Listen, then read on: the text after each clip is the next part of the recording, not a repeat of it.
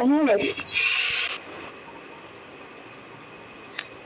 सोना baby Insta चाहिए क्या? दे दो।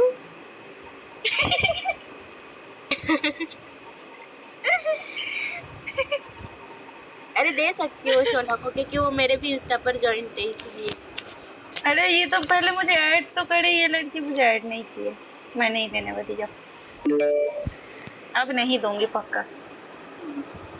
क्या मतलब था ये? फिर एक बार फिर मेरी फीलिंग्स के साथ।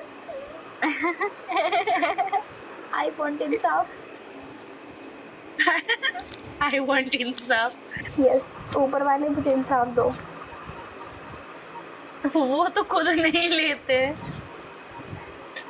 अरे और मुझे उसमें कुछ ऐड करना है, मैं लिख रही हूँ, ठीक है? ये लो।